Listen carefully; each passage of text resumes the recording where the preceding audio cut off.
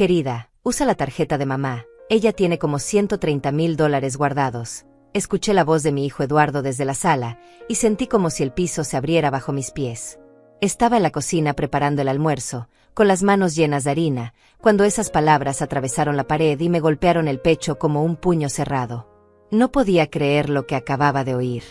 Mi propio hijo, el niño que cargué 9 meses, al que amamanté y crié sola después de que su padre nos abandonara, estaba entregando mi tarjeta bancaria a Graciela, su esposa, como si fuera suya. Como si esos $130,000 que me costaron 40 años de trabajo, de rodillas arruinadas fregando pisos ajenos, de ojos cansados cosiendo hasta la madrugada, fueran de él. Dejé caer el rodillo sobre la mesa y me quedé paralizada, con el corazón latiéndome tan fuerte que podía escucharlo en mis oídos. ¿Estás seguro, amor? ¿No se va a enojar?, preguntó Graciela con esa voz dulce que usaba cuando quería algo, esa voz que yo ya conocía demasiado bien después de 15 años viéndola manipular a mi hijo. Mi mamá no va a decir nada, ella vive aquí gratis, come de nuestra comida, usa nuestros servicios. Es lo menos que puede hacer, ayudarnos un poco. Además, ella ya está vieja, ¿para qué necesita tanto dinero guardado? Nosotros tenemos gastos, tenemos una vida por delante, respondió Eduardo, y cada palabra fue como un cuchillo enterrándose en mi espalda. Me quedé ahí de pie, mirando la masa sobre la mesa, sintiendo como las lágrimas querían salir, pero yo las contuve. No iba a llorar. Ya no. Había llorado suficiente en esta casa durante los últimos 20 años, desde que Eduardo me convenció de vender mi pequeña casa para ayudarlo con el enganche de esta propiedad que ahora él decía que era solo suya. Gratis, había dicho. Vivía gratis en la casa que yo ayudé a comprar. Comía gratis de la comida que yo cocinaba todos los días. Usaba gratis los servicios que yo pagaba con mi pensión de $500 mensuales que entregaba completa cada mes, sin quedarme ni un centavo para mí. Escuché los pasos de Graciela acercándose hacia la puerta, el ruido de su cartera, las llaves del auto. Se iba al centro comercial con mi tarjeta en la mano, con el código que Eduardo le había dado, con acceso a cada dólar que yo había sudado. Voy al mal, suegrita, ¿necesita algo?, me gritó desde la sala con esa falsa amabilidad que usaba delante de Eduardo, como si fuéramos amigas, como si no me hubiera quitado a mi hijo pedazo por pedazo durante todos estos años. No, hija, gracias, respondí con la voz más firme que pude, sin voltear, sin dejar que viera mi cara. Escuché la puerta cerrarse, el motor del auto encenderse, el sonido alejándose por la calle.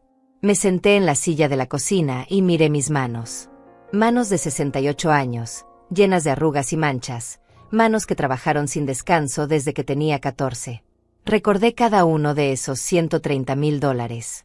Cada billete tenía una historia, un sacrificio, una renuncia. Los primeros 10,000 los junté trabajando de costurera en un taller donde entraba a las 6 de la mañana y salía a las 8 de la noche, 6 días a la semana. $20 diarios que guardaba en un sobre debajo del colchón. Me tomó 3 años juntar esos primeros 10,000, comiendo arroz con frijoles casi todos los días, sin comprarme ni un par de zapatos nuevos. Otros 20,000 llegaron de las limpiezas extras que hacía los domingos, el único día que se suponía debía descansar.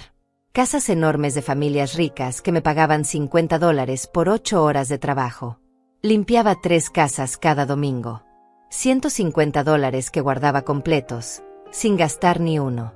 El resto vino de años y años de no tener vida propia, de no comprarme ropa, de no ir al salón de belleza, de no salir a comer a restaurantes, de decir que no a todo lo que costara dinero. Mientras otras mujeres de mi edad iban a pasear con sus amigas o se daban gustos, yo contaba centavos y los guardaba en la cuenta del banco que abrí hace 30 años. ¿Y para qué? Para tener un lugar propio algún día. Un apartamento pequeño, modesto, donde nadie pudiera decirme que vivía gratis. Donde pudiera cerrar mi puerta y ser dueña de mi espacio, de mi paz, de mi vida. Eso era todo lo que quería. No era mucho pedir después de 68 años en este mundo. Pero ahora mi hijo, mi propio hijo, acababa de entregar mi tarjeta como si fuera suya. Como si yo no existiera. Como si mi vida y mi esfuerzo no valieran nada. Eduardo entró a la cocina con su teléfono en la mano, sin siquiera mirarme.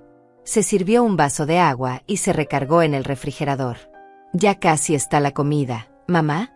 Tengo una reunión a las 3 y necesito comer rápido, dijo con ese tono que usaba últimamente, ese tono que no era una pregunta sino una orden. Ya casi, respondí, levantándome para seguir con la masa, aunque sentía las piernas temblorosas. Oye, mamá, Graciela fue al centro comercial. Necesitábamos algunas cosas para la casa, dijo sin levantar la vista del teléfono, como si fuera la cosa más normal del mundo. No respondí. Seguí amasando, presionando la masa con más fuerza de la necesaria, sintiendo como la rabia y el dolor se mezclaban en mi pecho. ¿Escuchaste lo que te dije?, preguntó Eduardo, ahora sí mirándome. Sí, escuché, dije sin voltear. ¿Y algún problema? Había irritación en su voz ahora, como si yo fuera la que estaba haciendo algo malo. Me volteé y lo miré a los ojos. Esos ojos que antes me miraban con amor, con respeto, con admiración. Ahora solo veía impaciencia y molestia. ¿Debería tener algún problema?, pregunté, manteniendo la calma aunque por dentro era un volcán a punto de explotar. No, claro que no. Solo son algunas cosas para la casa. Además, mamá, tú vives aquí, es normal que ayudes con los gastos de vez en cuando, dijo, y volvió a su teléfono como si la conversación hubiera terminado. Ayudar con los gastos. Eso dijo. Como si no entregara mi pensión completa cada mes. Como si no cocinara, limpiara, lavara y planchara para toda la familia sin cobrar $1. Como si los últimos 20 años de mi vida no los hubiera dedicado a servirles. Entiendo, fue lo único que dije, y volví a mi masa. Eduardo salió de la cocina y yo me quedé ahí, de pie, mirando por la ventana hacia el pequeño jardín que yo misma cuidaba. Las rosas que planté, el pasto que regaba cada mañana, los tomates que crecían en la esquina. Todo en una casa que mi hijo decía que era solo suya. En ese momento tomé una decisión. No iba a quedarme de brazos cruzados viendo cómo me robaban lo único que me quedaba. No iba a permitir que Graciela gastara en un día lo que a mí me costó 40 años juntar. Y definitivamente no iba a seguir viviendo en una casa donde me trataban como sirvienta y no como madre. Terminé de preparar el almuerzo, me limpié las manos en el delantal y fui directo a mi habitación. Cerré la puerta con seguro, saqué mi teléfono viejo y marqué el número del banco que tenía memorizado. Esperé los tonos con el corazón acelerado. Banco Nacional, buenos días, habla Carmen, ¿en qué puedo ayudarle?, contestó una voz amable del otro lado. Buenos días. Necesito bloquear mi tarjeta de débito inmediatamente, dije con voz firme. ¿Puede confirmarme su nombre completo y número de cuenta, por favor?, preguntó la operadora con profesionalismo. Le di todos mis datos, respondí las preguntas de seguridad, confirmé mi fecha de nacimiento y mi dirección. Cada segundo que pasaba sentía como mi corazón latía más rápido, como si estuviera cometiendo un crimen, cuando en realidad solo estaba protegiendo lo que era mío. Entiendo, señora Josefina. ¿Hubo algún problema con la tarjeta? ¿La perdió o se la robaron?, preguntó la operadora. Digamos que alguien la tiene sin mi autorización, respondí, eligiendo cuidadosamente mis palabras. Perfecto, procedo a bloquear la tarjeta inmediatamente. A partir de este momento, nadie podrá hacer ninguna transacción con ella. ¿Desea que le enviemos una nueva tarjeta a su domicilio?, explicó Carmen desde el banco. Sí, por favor, pero no la envíen a esta dirección. La recogeré personalmente en la sucursal la próxima semana, dije, pensando rápido. No quería que Eduardo o Graciela interceptaran mi nueva tarjeta. Sin problema, señora Josefina. Su tarjeta quedó bloqueada a las 11:25 de la mañana. ¿Algo más en lo que pueda ayudarle?, preguntó la operadora. No, eso es todo. Muchas gracias, dije, y colgué el teléfono con las manos temblorosas. Me senté en la orilla de mi cama, esa cama individual que Eduardo me había dado cuando me mudé a esta casa, diciéndome que el cuarto era pequeño y no cabía una cama más grande. Miré alrededor de mi habitación. 3 metros por 3 metros. Una cama, un pequeño closet, una mesita de noche. Esto era todo mi espacio en una casa de 4 recámaras.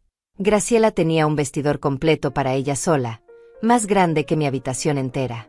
Eduardo tenía su oficina privada donde nadie podía entrar. Había una sala de televisión, un comedor formal que solo usaban cuando venían visitas. Y yo vivía en el cuarto más pequeño, el que originalmente era la despensa. Pero no me había quejado. Nunca me quejaba. Porque era mi hijo, porque lo amaba, porque pensaba que algún día él volvería a verme como su madre y no como una carga. ¡Qué ingenua fui! Escuché el teléfono de Eduardo sonar en la sala. Su voz respondiendo. Luego silencio. Luego su voz más alta, más alterada. ¿Cómo que está bloqueada? Eso es imposible. Mi mamá nunca bloquea nada. Ella ni siquiera sabe cómo usar esas cosas del banco, decía Eduardo, y podía escuchar la frustración en su tono. Me quedé quieta, conteniendo la respiración. Escuchando. Graciela, espera, déjame llamar a mi mamá, dijo Eduardo, y segundos después golpeaba mi puerta. Mamá, ¿estás ahí? Necesito hablar contigo urgente. Voy, dije, esperando unos segundos antes de abrir la puerta, fingiendo que estaba ocupada. Abrí y ahí estaba Eduardo con el teléfono en la mano, con esa expresión de ansiedad que ponía cuando las cosas no salían como él quería. Mamá, Graciela me acaba de llamar del centro comercial. Dice que tu tarjeta no funciona, que aparece como bloqueada. ¿Tú la bloqueaste? Preguntó directo, sin rodeos. Lo miré a los ojos y por primera vez en 20 años no sentí miedo de decir la verdad. Sí, yo la bloqueé, respondí con calma. ¿Qué? ¿Por qué hiciste eso? Graciela está en la caja con un carrito lleno de cosas. Está pasando una vergüenza horrible, dijo Eduardo elevando la voz. Yo no le di permiso para usar mi tarjeta. Ese dinero es mío, dije manteniendo la compostura. Mamá, no empieces con eso ahora. Graciela solo iba a comprar algunas cosas que necesitamos para la casa. No es para tanto. Llama al banco y desbloquea la tarjeta ahora mismo, ordenó Eduardo con ese tono autoritario que había desarrollado con los años. No, dije simplemente. Eduardo se quedó en silencio, mirándome como si no pudiera creer lo que acababa de escuchar. Probablemente era la primera vez en 2 décadas que le decía que no. ¿Cómo que no? Mamá, no estás entendiendo. Graciela está esperando en el centro comercial con $82,000 en compras. ¿Tienes idea de la vergüenza que está pasando ahora mismo?, dijo Eduardo, ahora con la cara roja de ira. $82,000, repetí lentamente, sintiendo como esas palabras me quemaban la garganta. Eduardo, ella iba a gastar $82,000 de mi dinero sin siquiera preguntarme. Son cosas para la casa, mamá. Un televisor nuevo, una sala, electrodomésticos que ya necesitamos cambiar. No es como si fuera para ella sola, explicó Eduardo como si eso justificara todo. Yo no autoricé esos gastos. Ese dinero lo junté yo, trabajando 40 años. No es dinero de la familia, es mi dinero, dije con voz firme, aunque por dentro estaba temblando. Mamá, tú vives en esta casa. Usas la luz, el agua, el gas, el internet. Todo eso cuesta dinero. ¿O crees que sale gratis? Es justo que contribuyas, dijo Eduardo cruzándose de brazos. Yo te entrego mi pensión completa cada mes. $500 que nunca me devuelves. Cocino, limpio, lavo, plancho. ¿Eso no es contribuir?, pregunté, sintiendo como la voz se me quebraba pero manteniéndome firme. Esos $500 no alcanzan ni para cubrir tus gastos de comida. Mamá, estás siendo egoísta. Tienes $130,000 guardados que no estás usando para nada. ¿Para qué los quieres? ¿Qué vas a hacer con ellos a tu edad?, dijo Eduardo, y esas palabras me dolieron más que cualquier golpe físico. A mi edad. Como si a los 68 años ya no mereciera tener sueños, planes, dignidad. Ese dinero es para comprar mi propio apartamento y dejar de ser una carga para ti, dije, y vi como Eduardo abría los ojos sorprendido. ¿De qué estás hablando? Nadie dijo que eres una carga, respondió Eduardo, pero su voz no sonaba convincente. Tú acabas de decirlo hace 5 minutos en la sala. Le dijiste a Graciela que yo vivía aquí gratis, que comía de su comida, que usaba sus servicios, que ya estaba vieja y no necesitaba tanto dinero, dije, y vi como la cara de Eduardo se ponía pálida al darse cuenta de que yo había escuchado todo. Se hizo un silencio largo e incómodo. Eduardo abrió la boca varias veces como tratando de encontrar palabras, pero no salió nada. Mamá, yo no quise decir eso de esa manera, finalmente dijo, pero sin mirarme a los ojos. Pero lo dijiste. Y lo pensaste. Y ahora mismo estás más preocupado por la vergüenza de Graciela en el centro comercial que por el hecho de que intentó gastar $82,000 míos sin mi permiso, dije, sintiendo como las lágrimas querían salir, pero yo la seguía conteniendo. Ella es mi esposa, mamá. Es normal que yo la defienda, dijo Eduardo. Y yo soy tu madre. ¿No es normal que tú me defiendas a mí?, pregunté, y esa pregunta quedó flotando en el aire entre nosotros como un fantasma. Eduardo volvió a quedarse callado.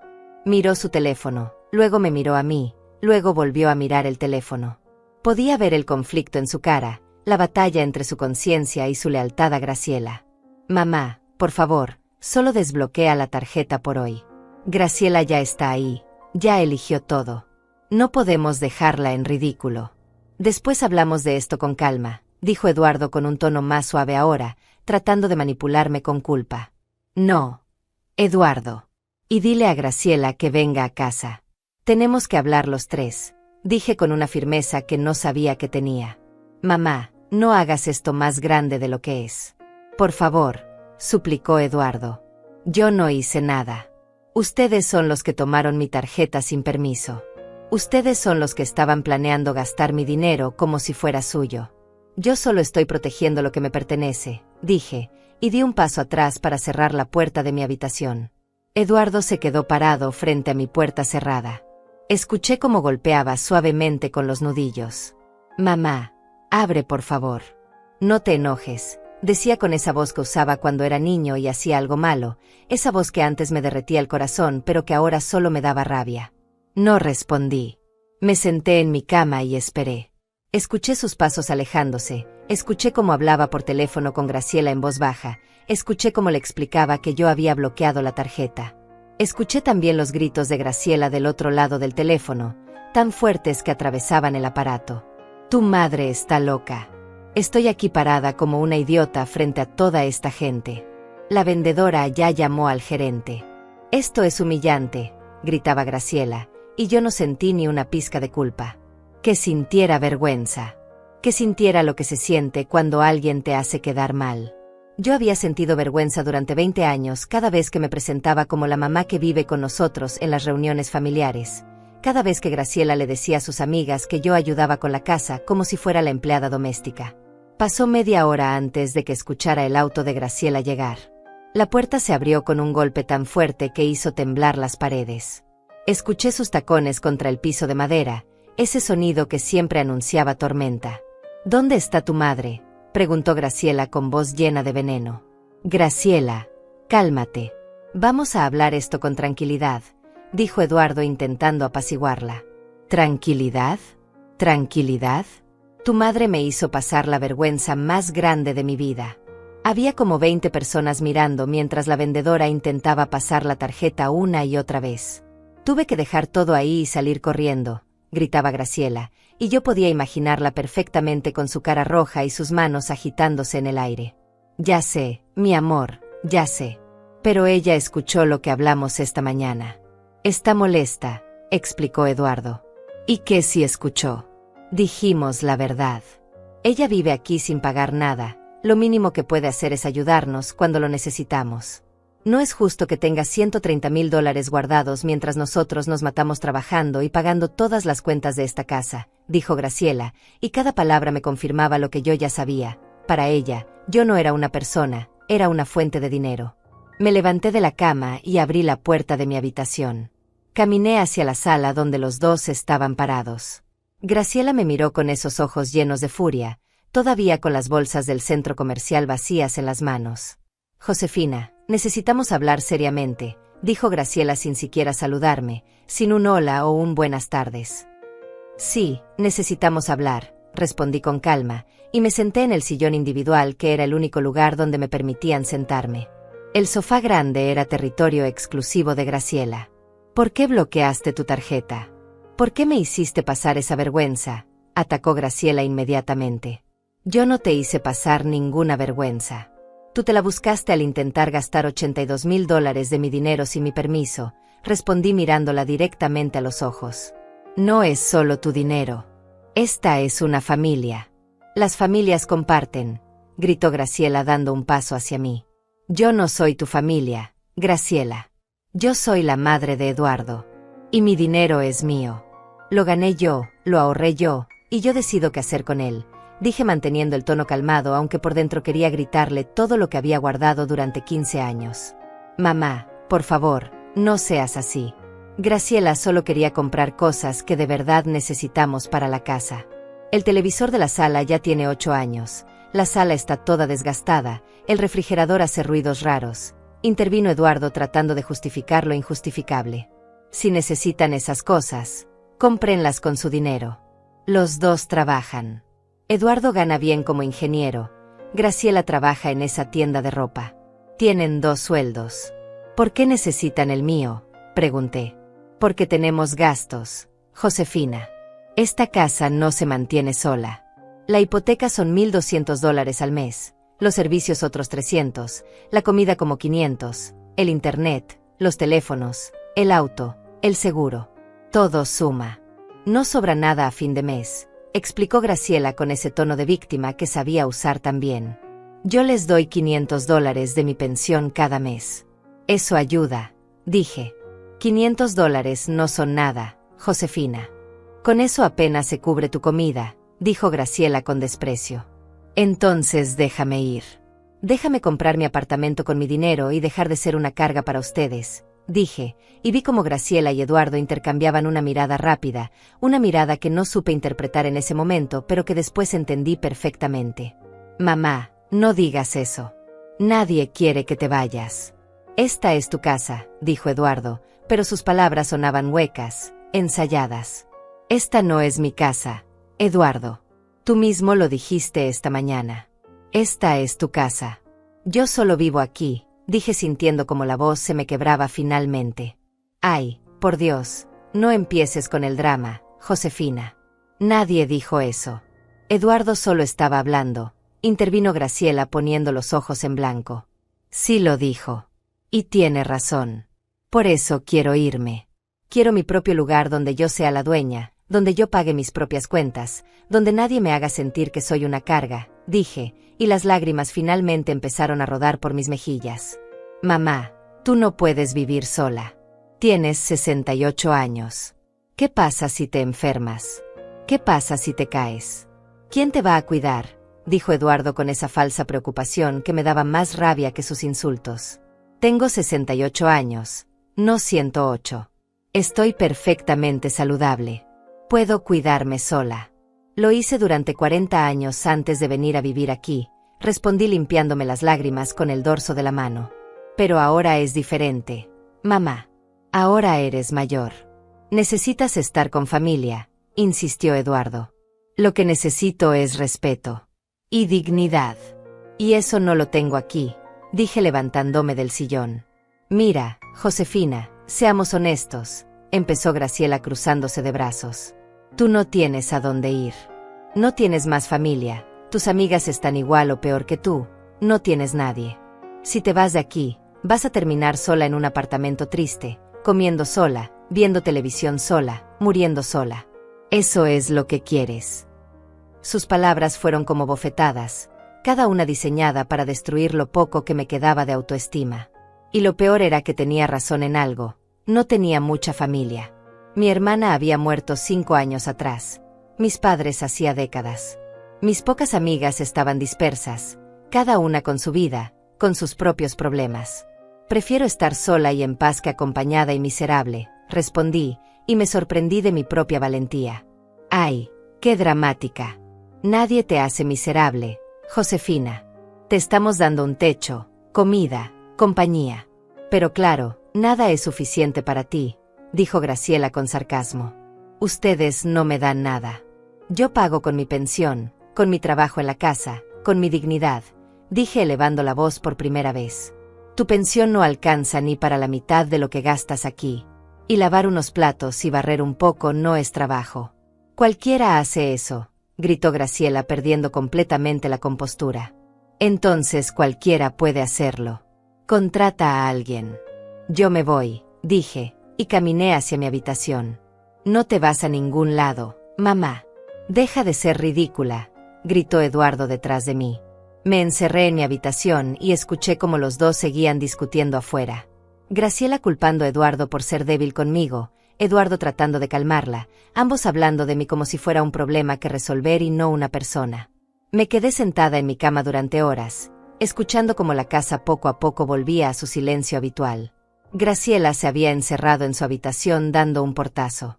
Eduardo intentó tocar mi puerta 2 veces más, pero yo no respondí. No tenía nada más que decirle en ese momento. Cuando cayó la noche y la casa estuvo completamente en silencio, saqué mi teléfono viejo y marqué el único número que sabía me daría consuelo. Carmen, mi amiga de toda la vida, la única persona que realmente me conocía. ¿Josefina? ¿Qué pasó, mujer? Son casi las 10 de la noche, contestó Carmen con voz preocupada. Y entonces me derrumbé. Le conté todo.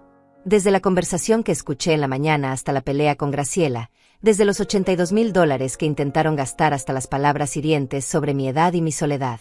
Carmen me escuchó sin interrumpir, dejándome llorar y desahogarme como no lo había hecho en años.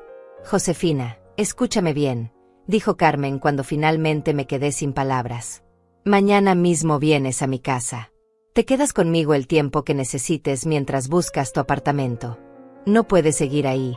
Esa casa te está matando el alma. Carmen, no puedo imponerte eso. Tú vives en un apartamento pequeño, no hay espacio, dije entre sollozos. Tengo un sofá-cama en la sala que es más cómodo que estar en esa casa donde no te valoran. Mañana, Josefina. Mañana empaques lo que necesites y te vienes para acá. No es una sugerencia, es una orden, dijo Carmen con esa firmeza que siempre tenía cuando sabía que yo necesitaba un empujón. Esa noche casi no dormí.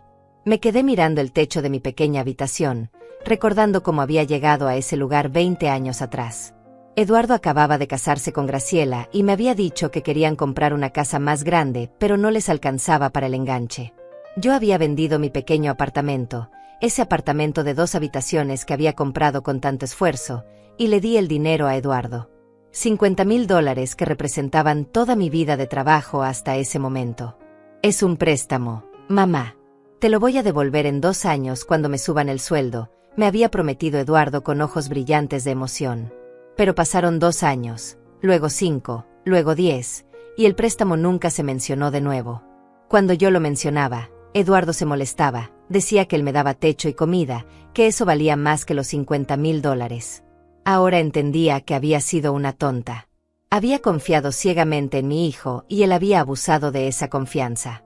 Peor aún, lo había permitido durante 2 décadas porque tenía miedo de quedarme sola, miedo de que Eduardo me rechazara, miedo de perder al único familiar directo que me quedaba.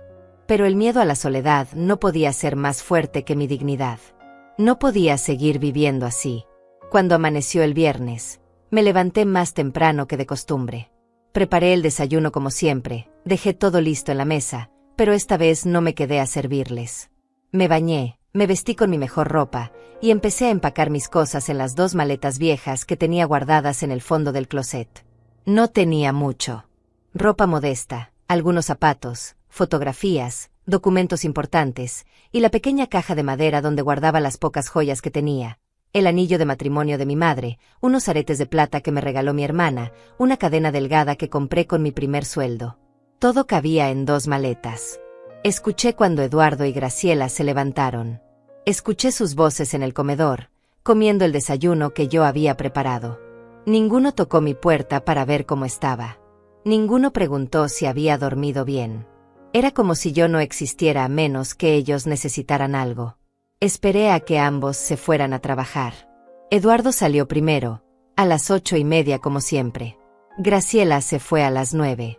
Cuando escuché el motor del auto de ella alejarse, saqué mis maletas de la habitación. Caminé por la casa por última vez, mirando cada rincón que había limpiado miles de veces. La cocina donde pasé incontables horas cocinando para una familia que apenas me decía gracias. La sala donde nunca pude sentarme cómodamente porque ese era el espacio de Graciela. El comedor donde siempre me sentaba en la esquina, en la silla menos cómoda. Dejé las llaves de la casa sobre la mesa del comedor. Al lado, dejé una nota que había escrito durante la madrugada. Eduardo, me voy. No puedo seguir viviendo en una casa donde solo valgo por mi dinero. Gracias por estos 20 años, pero necesito recuperar mi dignidad.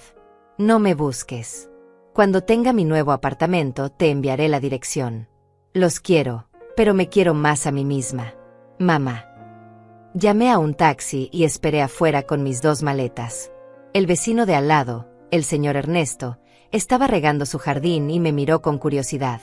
Buenos días, doña Josefina. ¿Se va de viaje? Preguntó con amabilidad. Algo así, don Ernesto. Algo así, respondí con una sonrisa que no llegó a mis ojos. El taxi llegó en 10 minutos. El conductor, un hombre joven de unos 30 años, me ayudó a subir las maletas. ¿A dónde la llevo, señora?, preguntó. Le di la dirección de Carmen y durante todo el trayecto miré por la ventana, viendo pasar las calles de la ciudad donde había vivido toda mi vida. Cada cuadra me alejaba de Eduardo y Graciela, y extrañamente, en lugar de sentir tristeza, sentía algo parecido al alivio.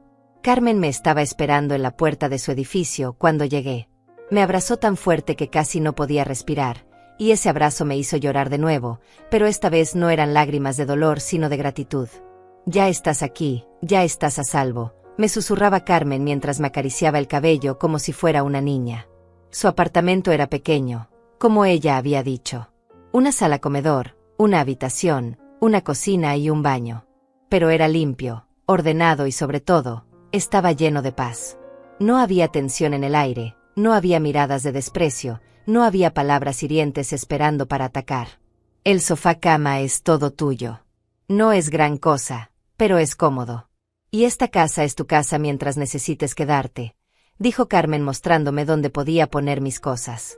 Carmen, yo no sé cómo agradecerte esto, dije con voz quebrada. No tienes que agradecerme nada. Para eso están las amigas. Además, me vas a hacer compañía.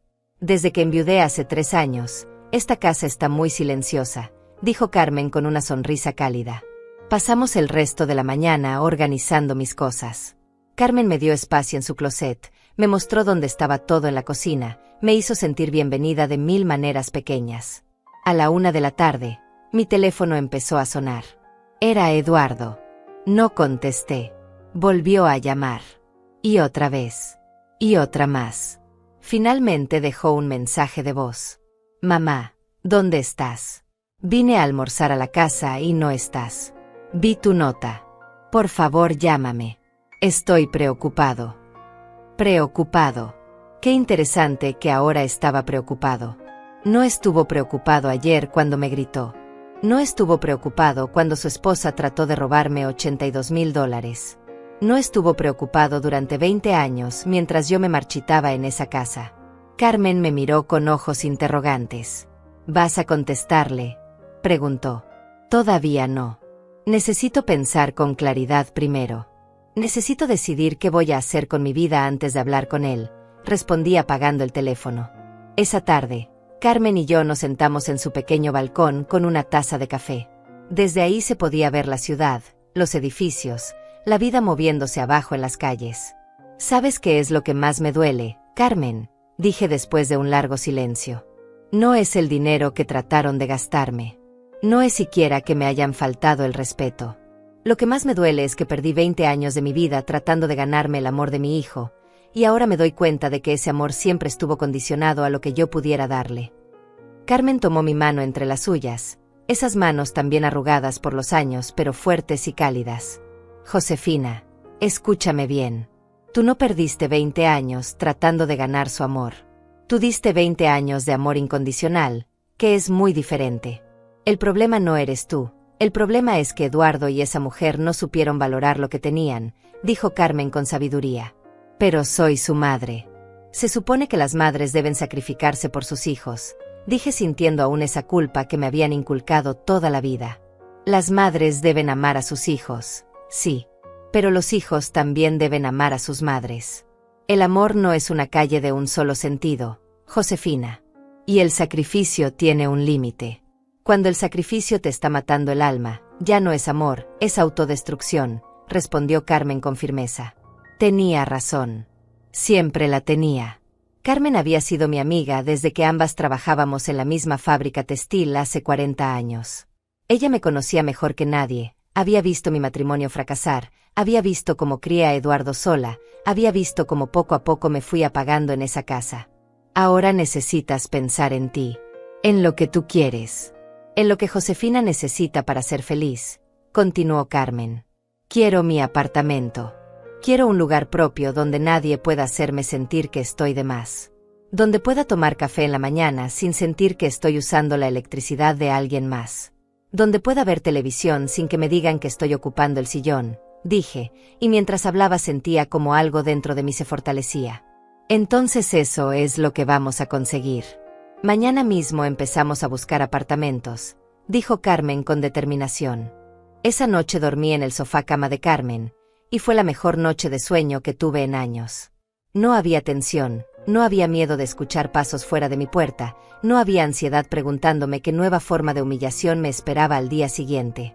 El sábado por la mañana, mi teléfono seguía apagado, pero podía imaginar la cantidad de llamadas perdidas que tendría. No me importaba. Por primera vez en 2 décadas, yo era mi prioridad. Carmen y yo desayunamos tranquilas, hablando de todo y nada, riendo de recuerdos viejos, haciendo planes. Después nos vestimos y salimos a la calle. Habíamos marcado 5 apartamentos para ver ese día, todos dentro de mi presupuesto. El primero era demasiado oscuro, con ventanas pequeñas que apenas dejaban entrar luz. El segundo estaba en un edificio descuidado con olor a humedad. El tercero era perfecto, pero estaba en un 4º piso sin elevador, y mis rodillas ya no eran las de antes. El cuarto tenía problemas de plomería que el dueño no quería arreglar. Pero el quinto me robó el corazón desde que entré. Era un apartamento en un 2º piso, en un edificio de solo 6 pisos, bien mantenido y seguro. Tenía una sala con un ventanal grande que daba hacia un parque pequeño, una cocina americana perfectamente equipada, una habitación espaciosa con closet, y un baño limpio y funcional.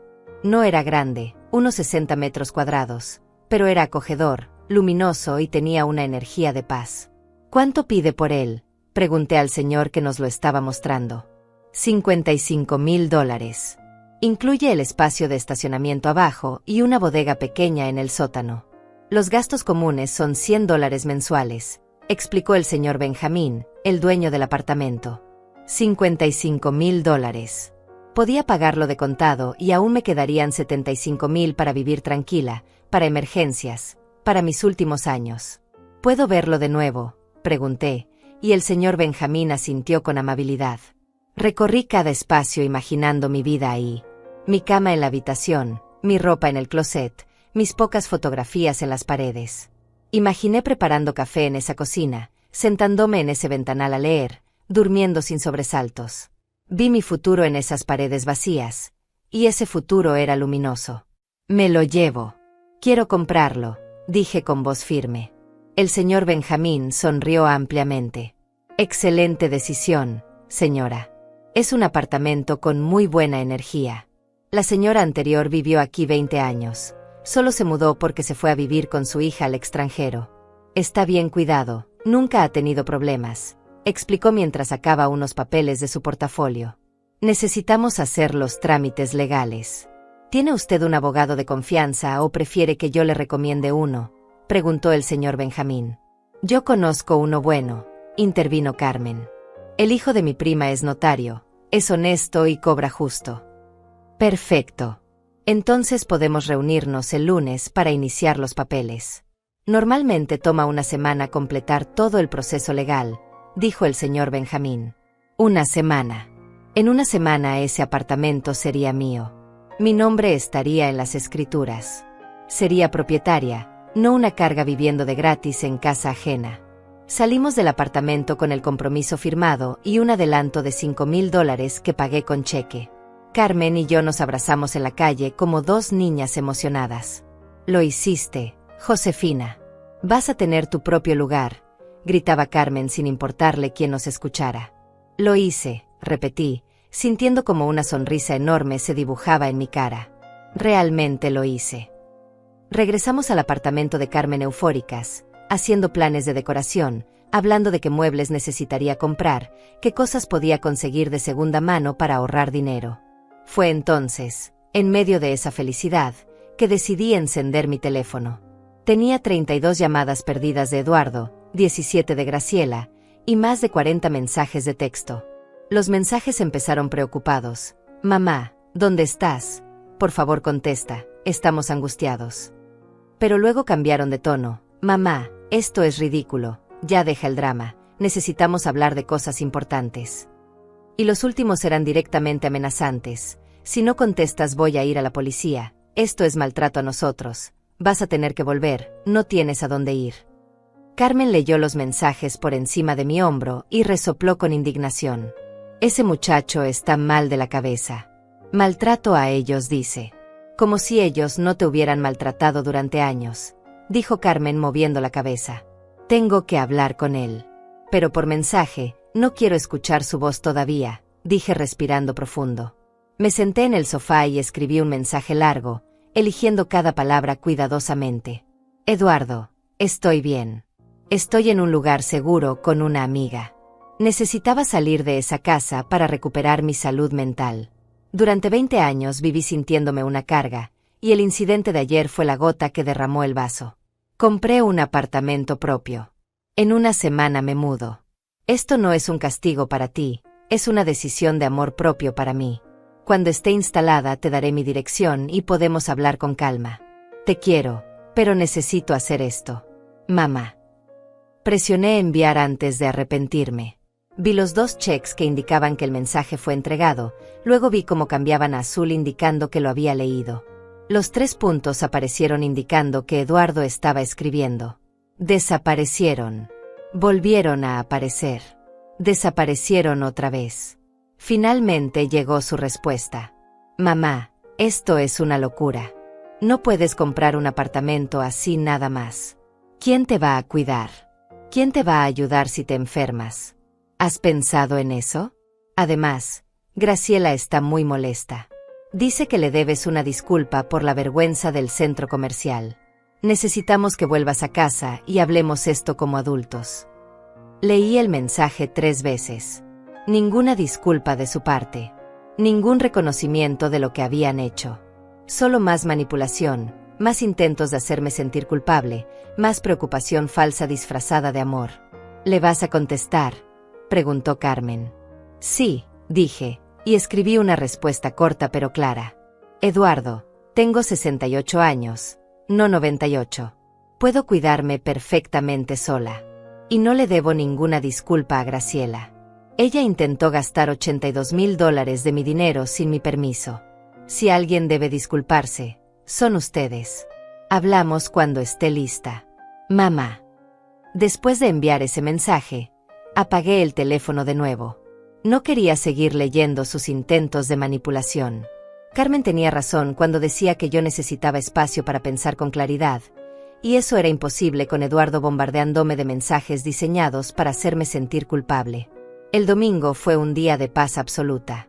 Carmen y yo fuimos a misa en la mañana, algo que yo no había podido hacer en años porque los domingos eran cuando Graciela organizaba sus grandes desayunos familiares y yo tenía que cocinar para todos. Después caminamos por el mercado, mirando muebles de segunda mano y cosas para la casa. Encontré una mesa de comedor pequeña pero hermosa, de madera sólida, por solo $80. El vendedor me ayudó a cargarla hasta el taxi. También compré un juego de ollas en buen estado por $30, algunos platos y vasos, toallas para el baño. Carmen insistió en regalarme un juego de sábanas nuevas que vio en una tienda. Para que estrenes tu nueva vida con sábanas nuevas, limpias, sin historia, dijo Carmen mientras pagaba, y yo no pude evitar llorar otra vez, pero esta vez de emoción. Guardamos todo en la bodega del edificio de Carmen, esperando el día que pudiera mudarme a mi nuevo apartamento. Cada cosa que compraba, cada objeto que separaba para mi nueva vida, era un paso más hacia mi libertad. El lunes en la mañana me reuní con el notario, el hijo de la prima de Carmen. Se llamaba Fernando, era un hombre de unos 45 años, serio pero amable. Revisó todos mis documentos, verificó el estado legal del apartamento, y me explicó cada paso del proceso. Señora Josefina, todo está en orden. El apartamento no tiene ninguna deuda, ningún gravamen. El señor Benjamín es el único propietario legítimo. Podemos cerrar la venta el próximo viernes. ¿Está segura de que quiere pagar de contado?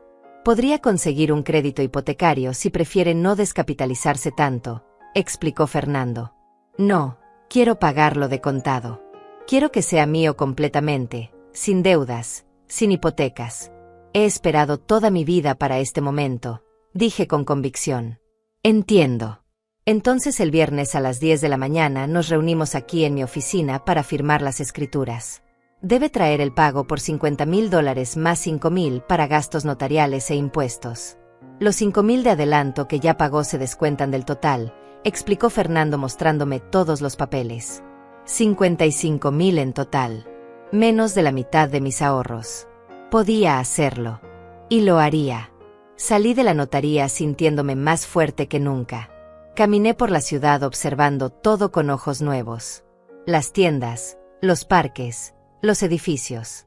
Todo se veía diferente cuando sabías que estabas construyendo tu propia vida y no solo sobreviviendo en la de alguien más.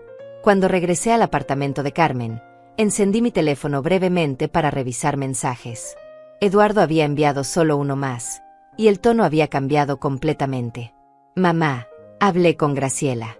Ella está dispuesta a disculparse si tú también lo haces.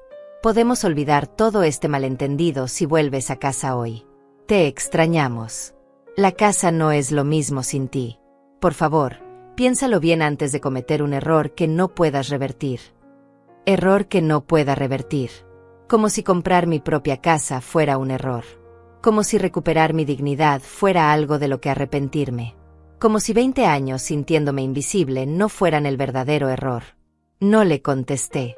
Ya no tenía nada que decirle por el momento. Los días siguientes pasaron en una mezcla de nervios y emoción. Carmen y yo seguimos comprando cosas para mi apartamento. Un sofá pequeño pero cómodo que encontramos en una venta de garaje por $120. Una cama matrimonial usada pero en excelente estado por $200. Un librero delgado, unas lámparas, cortinas sencillas. También fui al banco a organizar todo para el pago. La cajera, una chica joven llamada Ramona, me atendió con mucha paciencia mientras yo sacaba el cheque de gerencia por $55.000. Señora, este es un monto considerable. ¿Está segura de que es una transacción legítima? No queremos que sea víctima de algún fraude, me dijo Ramona con genuina preocupación. No es un fraude, querida. Estoy comprando mi primer apartamento propio a los 68 años, respondí con orgullo. Ramona sonrió ampliamente. Eso es hermoso, señora. Felicidades. Mi abuela también compró su casa a los 70, después de divorciarse de mi abuelo. Me dijo que fueron los mejores años de su vida, compartió Ramona mientras procesaba el cheque. Sus palabras me dieron esperanza. No era demasiado tarde. Nunca era demasiado tarde para empezar de nuevo. El jueves por la noche, un día antes de firmar las escrituras, Eduardo apareció en el edificio de Carmen.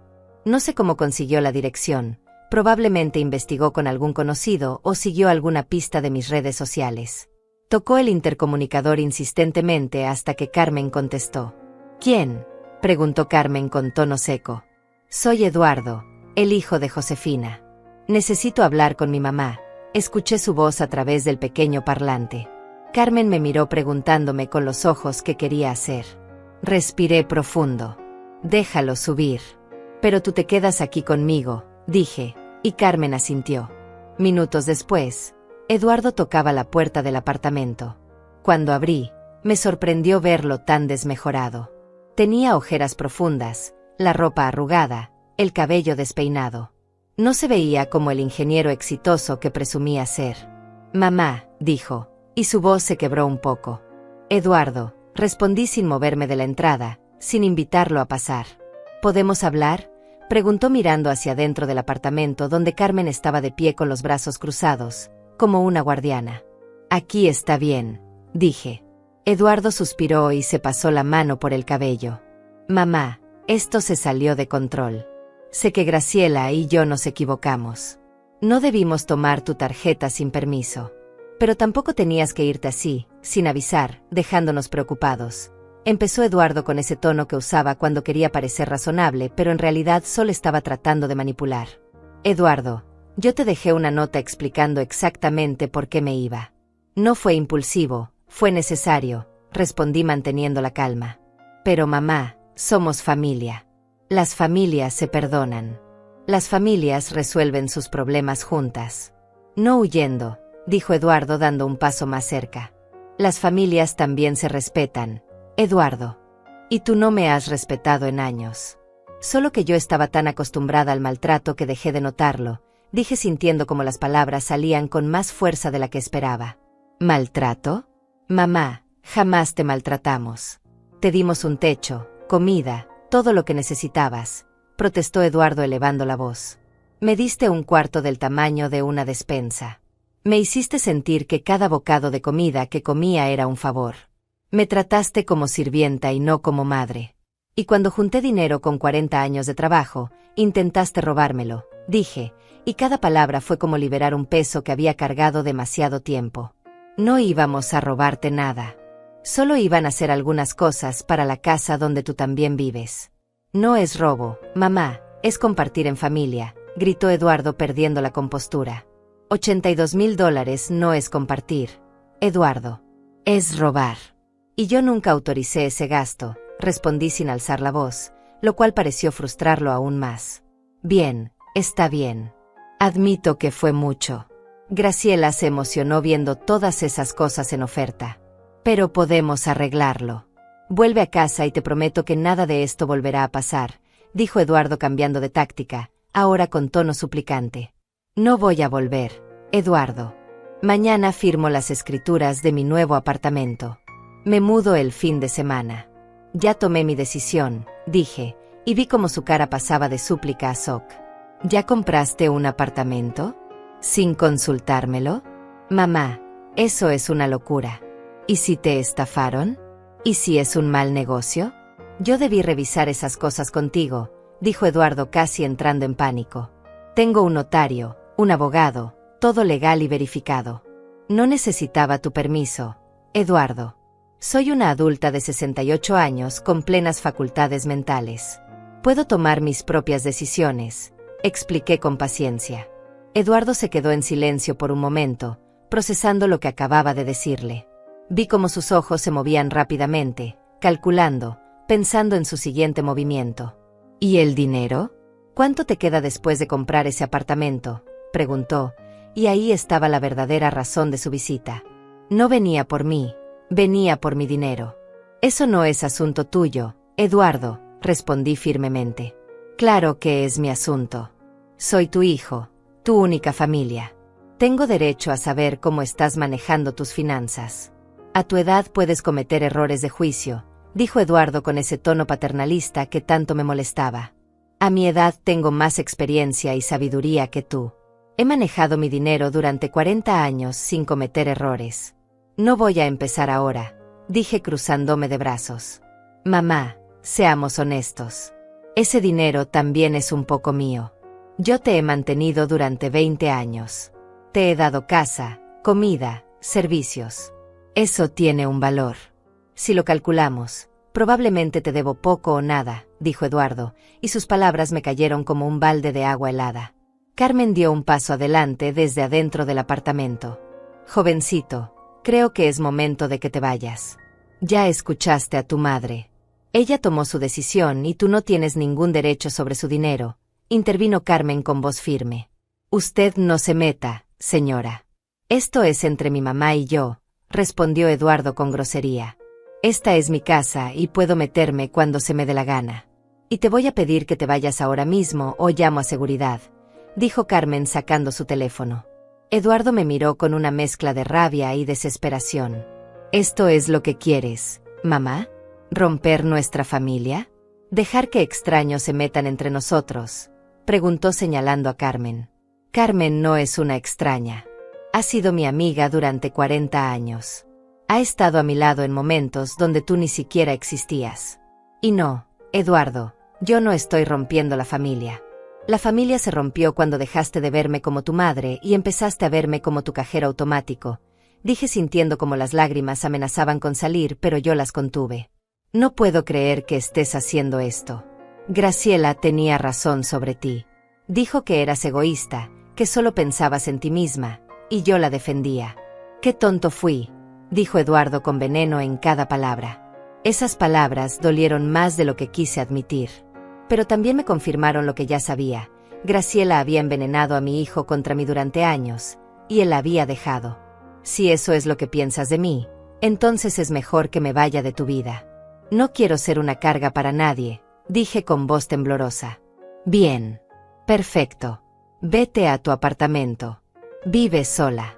Pero no vengas corriendo cuando te enfermes o necesites ayuda. No vuelvas cuando te des cuenta de que cometiste un error, dijo Eduardo dándose la vuelta para irse. Eduardo, lo llamé, y él se detuvo sin voltear. Te quiero. Siempre te voy a querer. Eres mi hijo. Pero ya no puedo vivir sacrificando mi dignidad por tu comodidad. Espero que algún día entiendas eso. Eduardo no respondió. Simplemente siguió caminando hacia el elevador.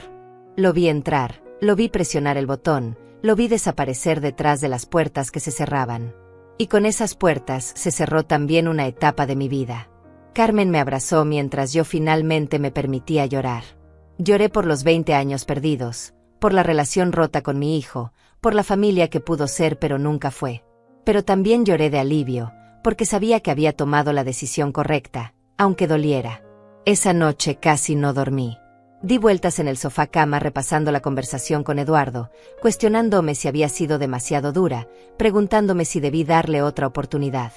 Pero cada vez que pensaba en volver, recordaba los 20 años de humillaciones pequeñas y grandes, recordaba el intento de robo, recordaba todas las veces que me hicieron sentir invisible. No podía volver. Por primera vez en mi vida, tenía que elegirme a mí misma. El viernes amaneció soleado y hermoso, como si el universo estuviera celebrando conmigo. Carmen y yo nos vestimos con nuestras mejores ropas. Ella insistió en acompañarme a la notaría. Este es uno de los días más importantes de tu vida, Josefina. No lo vas a vivir sola, dijo Carmen mientras se ponía su blusa de seda color crema, la que reservaba para ocasiones especiales. Llegamos a la notaría 15 minutos antes de la hora acordada. El señor Benjamín ya estaba ahí, junto con Fernando el notario. Ambos nos recibieron con sonrisas. Buenos días, señora Josefina. ¿Lista para ser propietaria?, preguntó Fernando con calidez. Más que lista, respondí con una sonrisa enorme. El proceso duró casi 2 horas. Hubo que firmar tantos papeles que perdí la cuenta. Escrituras, certificados, declaraciones juradas, recibos. Fernando me explicó cada documento con paciencia, asegurándose de que entendiera exactamente qué estaba firmando. Cuando llegó el momento de entregar el cheque de $50,000, mi mano tembló ligeramente. Era casi todo lo que tenía. Pero miré a Carmen, que me sonreía con orgullo, y recordé por qué estaba haciendo esto. Puse el cheque sobre la mesa. El señor Benjamín lo revisó, asintió satisfecho, y Fernando lo procesó oficialmente. Muy bien, señora Josefina. Con esto completamos la transacción. Este apartamento ahora es legalmente suyo. Aquí están las escrituras con su nombre, las llaves y los documentos del edificio. Felicidades por su nuevo hogar, dijo Fernando entregándome un sobre grueso con todos los papeles y un llavero con 3 llaves. Tomé las llaves en mi mano y las sostuve como si fueran el tesoro más valioso del mundo. Y para mí, lo eran. Esas llaves representaban libertad, dignidad, independencia. Representaban el final de una etapa oscura y el comienzo de algo nuevo. Gracias, Fernando. Gracias, señor Benjamín. No saben lo que esto significa para mí, dije con voz quebrada por la emoción. Créame que lo sé, señora Josefina. He visto muchas transacciones en mi vida, pero pocas con tanta carga emocional como esta. Espero que sea muy feliz en su nuevo hogar, dijo Fernando con sinceridad. Salimos de la notaría y Carmen prácticamente gritó de emoción en la calle. Lo hiciste. Eres dueña de tu propia casa. A los 68 años recuperaste tu vida, gritaba Carmen mientras me abrazaba y dábamos vueltas en la acera como 2 niñas locas. La gente que pasaba nos miraba con curiosidad, algunos sonreían al ver nuestra alegría. Una señora mayor se detuvo y nos preguntó qué celebrábamos. Acabo de comprar mi primer apartamento, le dije con orgullo. ¡Ay, qué hermoso! ¡Felicidades, mijita! Nunca es tarde para cumplir sueños, dijo la señora con una sonrisa cálida antes de seguir su camino. Carmen y yo fuimos directo al apartamento. Quería verlo de nuevo, ahora que era oficialmente mío. Abrí la puerta con manos temblorosas, metí la llave en la cerradura, giré y empujé. El apartamento estaba exactamente como lo recordaba. Vacío, con olor a limpio, lleno de luz entrando por el ventanal. Pero ahora se veía diferente. Ahora no era solo un espacio bonito. Era mi espacio. Mi hogar. Caminé lentamente por cada rincón, tocando las paredes, imaginando dónde pondría cada mueble, visualizando mi vida ahí. La mesa junto al ventanal donde tomaría café cada mañana. El sofá frente a la tele donde descansaría sin miedo de que alguien me dijera que estorbaba. La cama en mi habitación donde dormiría en paz. Es perfecto, Josefina. Es absolutamente perfecto, dijo Carmen con lágrimas en los ojos. Sí, lo es, respondí, también llorando, pero esta vez de felicidad pura. Pasamos el resto del día limpiando el apartamento de arriba abajo, aunque ya estaba bastante limpio. Pero yo quería dejarlo impecable antes de traer mis cosas. Carmen trajo productos de limpieza, trapos, escobas, y trabajamos juntas como en los viejos tiempos cuando éramos jóvenes y limpiábamos casas ajenas. El sábado por la mañana, Carmen organizó un pequeño ejército de ayuda. Llamó a su sobrina Antonia, una chica fuerte de 30 años que trabajaba en una mudanza. Antonia llegó con su camioneta y 2 amigos que nos ayudaron a trasladar todos los muebles que habíamos comprado durante la semana. Fue hermoso ver cómo mi apartamento vacío se iba llenando de vida. La mesa de comedor quedó perfecta junto al ventanal. El sofá encajó exactamente en la sala. La cama se veía majestuosa en mi habitación, con las sábanas nuevas que Carmen me había regalado. Cada objeto en su lugar, cada espacio pensado para mi comodidad. Antonia y sus amigos fueron increíblemente amables. Se negaron a cobrarme la mudanza completa. Señora Josefina, cualquier amiga de mi tía Carmen es amiga nuestra. Solo páganos la gasolina y estamos bien, dijo Antonia con una sonrisa genuina. Le di $100 a pesar de sus protestas. Era lo menos que podía hacer por su ayuda y su bondad. Para el mediodía, el apartamento estaba completamente instalado. No era lujoso ni moderno, pero era acogedor y funcional. Las cortinas que compramos le daban un toque cálido. Las pocas fotografías que tenía, ahora enmarcadas y colgadas en las paredes, le daban personalidad. Mis plantas en el pequeño balcón le daban vida. Carmen insistió en quedarse a ayudarme a organizar la cocina. Acomodamos las ollas, los platos, los vasos, los cubiertos. Cada gabinete tenía su propósito, cada espacio estaba optimizado. Mañana vamos al mercado y compramos comida para llenar tu refrigerador, dijo Carmen mientras limpiaba los estantes antes de poner los platos. Carmen, ya has hecho demasiado por mí. No sé cómo voy a pagarte todo esto, dije sintiéndome abrumada por su generosidad. No me vas a pagar nada. Los amigos no se pagan, se apoyan. Además, tú harías lo mismo por mí, respondió Carmen abrazándome. Tenía razón. Lo haría. Pero eso no hacía que me sintiera menos agradecida. Esa noche, mi primera noche en mi propio apartamento, Carmen se fue a su casa después de asegurarse 1000 veces de que yo estaría bien sola. Me quedé parada en medio de mi sala, mirando alrededor, todavía sin poder creer que todo esto era mío. Me preparé una taza de té en mi cocina, usando mi tetera, mi taza, mi agua. Me senté en mi sillón frente a mi ventana y miré hacia afuera. El parque estaba iluminado con farolas tenues. Algunas personas paseaban perros, otras simplemente caminaban disfrutando la noche fresca. Por primera vez en 20 años, no sentí ansiedad. No había tensión en el aire.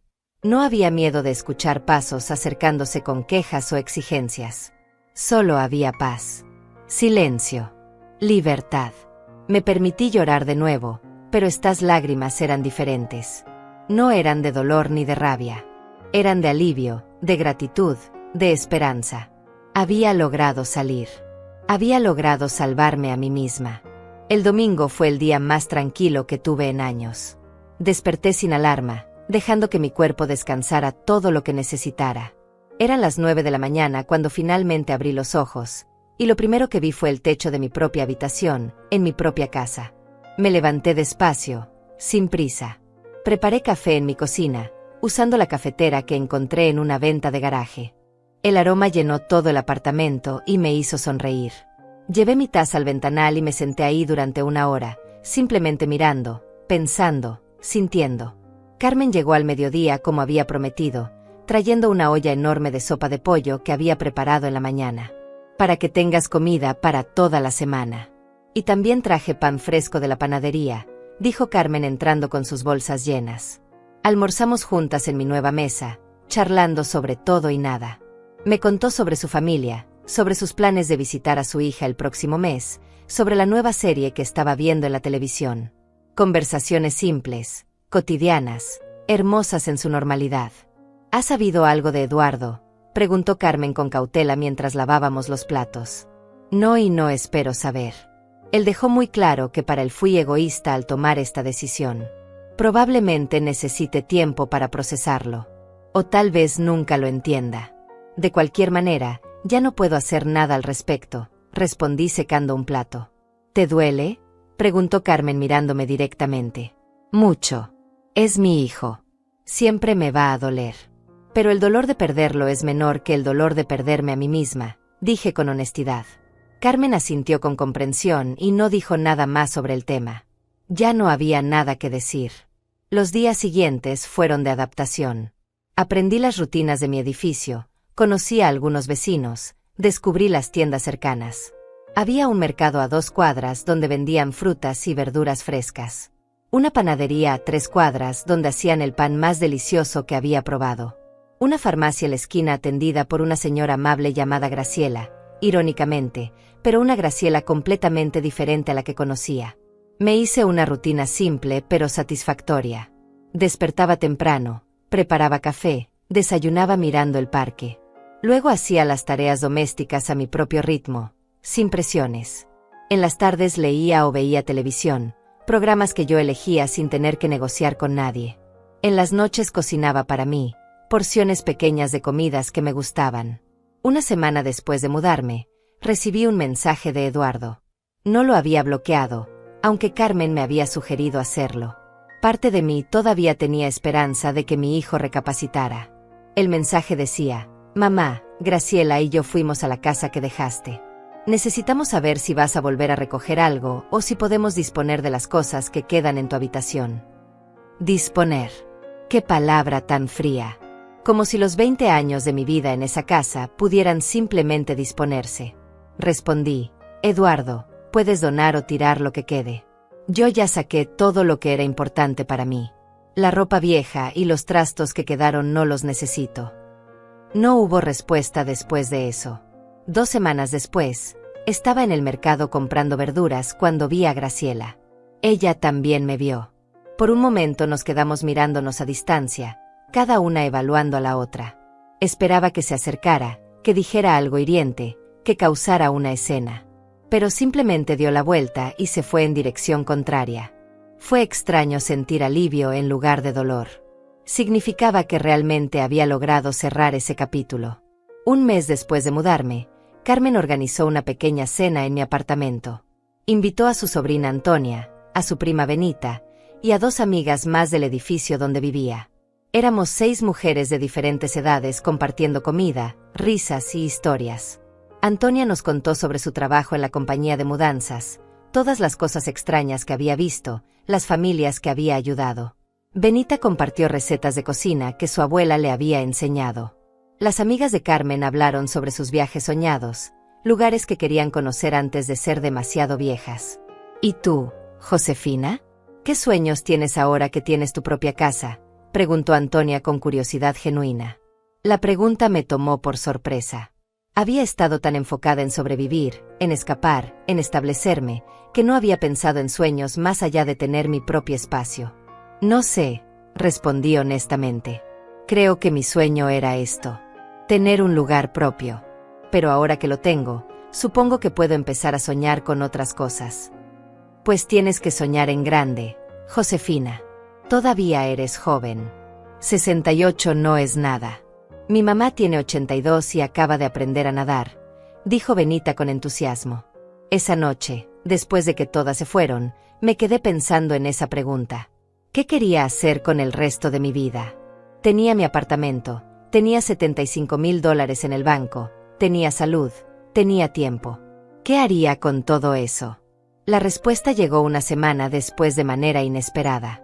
Estaba en el parque frente a mi edificio, sentada en una banca disfrutando el sol de la tarde, cuando una señora mayor se sentó a mi lado.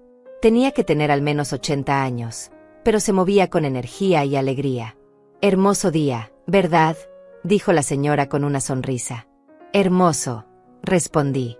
¿Vive por aquí?, Preguntó señalando hacia los edificios. Sí, acabo de mudarme hace un mes. En ese edificio, el segundo piso, dije señalando mi ventana. Ah, qué bien. Yo vivo al otro lado del parque. Vengo aquí todos los días a caminar. Los doctores dicen que es bueno para el corazón, pero yo vengo porque me gusta ver a la gente, ver a los niños jugar, ver la vida pasar, dijo la señora con filosofía. Hablamos durante casi una hora. Me contó que se llamaba Antonia, que había enviudado hace 10 años, que tenía 5 hijos todos viviendo en diferentes ciudades. Me contó que había aprendido a vivir sola y que ahora era la época más feliz de su vida. Cuando estaba casada, siempre tenía que pensar en el primero. ¿Qué quería comer? ¿Qué quería hacer? ¿Cómo se sentía? Cuando mis hijos eran pequeños, todo era para ellos. Nunca había tiempo para mí. Pero ahora puedo hacer lo que quiera, cuando quiera, como quiera. Y es liberador, explicó Antonia con los ojos brillantes. Sus palabras resonaron profundamente en mí. Era exactamente lo que yo estaba empezando a descubrir. Los meses siguientes fueron de puro redescubrimiento. Me inscribí en una clase de tejido en el centro comunitario. Algo que siempre había querido hacer, pero nunca tuve tiempo. Conocí a un grupo de mujeres maravillosas, todas en situaciones similares, todas redescubriendo quiénes eran más allá de ser madres, esposas o cuidadoras. También empecé a caminar todas las mañanas por el parque. Media hora cada día que se convirtió en mi momento sagrado. Escuchaba los pájaros, sentía el aire fresco, observaba cómo la ciudad despertaba. Era meditativo, sanador. Carmen y yo desarrollamos una rutina de almorzar juntas todos los miércoles, alternando entre su apartamento y el mío. Esos almuerzos se convirtieron en el highlight de mi semana. Cocinábamos juntas, experimentábamos con nuevas recetas, nos reíamos de todo y de nada. 3 meses después de mudarme, recibí otro mensaje de Eduardo. Esta vez era diferente.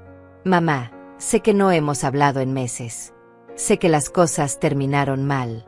He estado pensando mucho en todo lo que pasó. Graciela y yo estamos teniendo problemas. Ella quiere cosas que yo no puedo darle, siempre está insatisfecha, siempre quiere más. Y me di cuenta de algo, así trataba a ti también. Como si nunca fuera suficiente lo que dabas. Creo que entiendo ahora por qué te fuiste. No espero que me perdones, pero quería que supieras que lo entiendo.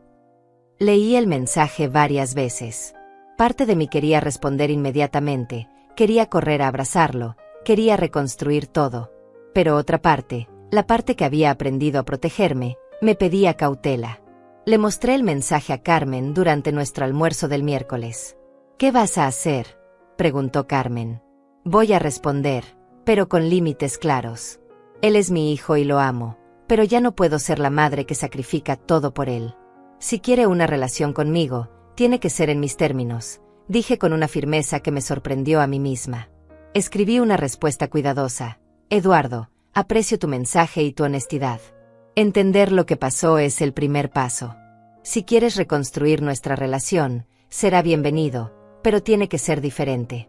Yo ya no soy la mamá que se deja manipular o maltratar. Tengo mi propia vida ahora, mi propio espacio, mis propios límites. Si puedes respetar eso, podemos empezar de nuevo. Te quiero, pero me quiero más a mí misma ahora. Mamá. Su respuesta llegó al día siguiente. Entiendo, mamá. ¿Podría visitarte algún día? Solo para ver cómo estás, cómo es tu nuevo apartamento. Sin Graciela, solo yo. Acordamos que vendría el domingo siguiente. Pasé toda la semana nerviosa, limpiando el apartamento obsesivamente aunque ya estaba limpio, cocinando y recocinando en mi mente qué le diría. El domingo llegó puntual a las 3 de la tarde. Cuando abrí la puerta, vi a un Eduardo diferente. Más delgado, con más canas, con ojos cansados pero también más suaves. Hola, mamá, dijo con voz temblorosa. Hola, hijo, respondí, y nos abrazamos en el umbral de la puerta. Fue un abrazo largo, sanador, lleno de cosas no dichas. Le mostré el apartamento. Recorrió cada espacio con atención, tocando los muebles, mirando las fotografías en las paredes, observando todo. Es hermoso, mamá. Es pequeño pero acogedor. Se siente como tú, dijo Eduardo con sinceridad. Nos sentamos en mi mesa junto al ventanal. Le serví café y galletas que había comprado esa mañana. Hablamos durante horas. Eduardo me contó sobre sus problemas con Graciela, sobre cómo ella constantemente lo presionaba por más dinero, más cosas, más estatus. Me contó que había empezado terapia para entender sus patrones de comportamiento. El terapeuta me hizo ver que repetí con Graciela lo mismo que papá hizo contigo. La dejé tratarte mal porque yo quería mantener la paz en mi matrimonio, sin darme cuenta de que estaba sacrificando mi relación contigo, admitió Eduardo con lágrimas en los ojos. Eduardo, tu padre y tú son dos personas diferentes. Tu padre nos abandonó. Tú te quedaste, aunque de una manera distorsionada. El hecho de que ahora lo reconozcas significa que puedes cambiar, dije tomando su mano sobre la mesa. ¿Puedes perdonarme algún día?, preguntó Eduardo mirándome directamente. Ya te perdoné, hijo. El perdón no es para ti, es para mí. Para liberarme del resentimiento. Pero el perdón no significa olvidar o volver a como estábamos. Significa seguir adelante con límites más saludables, expliqué con calma. Eduardo asintió, entendiendo. ¿Graciela sabe que estás aquí?, pregunté. Sí. No le gustó, pero ya no le doy el poder de decidir sobre mis relaciones. Ese es otro cambio que estoy haciendo, respondió Eduardo con determinación. Nuestra relación después de ese día fue lenta pero genuina en su reconstrucción. Eduardo empezó a visitarme cada 2 semanas, siempre solo, siempre respetuoso de mi espacio y mi tiempo. Me preguntaba sobre mi vida, sobre mis actividades, sobre mis amigas. Me escuchaba de verdad, no solo esperando su turno para hablar. 6 meses después, Eduardo y Graciela se divorciaron. No me sorprendió. Algunas relaciones están construidas sobre cimientos tóxicos que eventualmente colapsan. Eduardo se mudó a un apartamento pequeño, similar al mío, y empezó su propia jornada de autodescubrimiento. Hoy, 1 año después de haberme mudado a mi apartamento, estoy sentada en mi sillón junto al ventanal viendo el atardecer sobre el parque. Tengo $75,000 en el banco, intactos. Mi apartamento está pagado completamente. Mi pensión de $500 al mes cubre mis gastos básicos. Vivo modestamente pero dignamente. Eduardo viene a visitarme cada 15 días. Nuestra relación no es perfecta, probablemente nunca lo será, pero es honesta. Él está aprendiendo a ser un mejor hijo, y yo estoy aprendiendo a ser una madre con límites saludables. Carmen sigue siendo mi roca, mi mejor amiga, mi familia elegida. Las mujeres de mi clase de tejido se han convertido en mi círculo social. Tengo planes de hacer un pequeño viaje el próximo año, algo que nunca me permití hacer. Mi vida no es extraordinaria. No tengo lujos ni aventuras espectaculares. Pero tengo algo que no tuve durante 20 años. Paz. Tengo mi propio espacio donde nadie me hace sentir que sobro. Tengo mi propio dinero que nadie intenta robarme. Tengo mi propia vida que nadie controla. A veces miro hacia atrás y me pregunto qué habría pasado si hubiera tenido el coraje de irme antes. Pero luego recuerdo que cada experiencia, incluso las dolorosas, me trajeron hasta aquí. Hasta este momento. Hasta esta paz. Tengo 69 años ahora. No sé cuántos años me quedan. Pero sé que cada día que vivo en este apartamento, en mi propio espacio, con mi propia dignidad intacta, es un día ganado. Es un día vivido para mí. Y eso, después de toda una vida de vivir para otros, es más valioso que cualquier cantidad de dinero en el banco.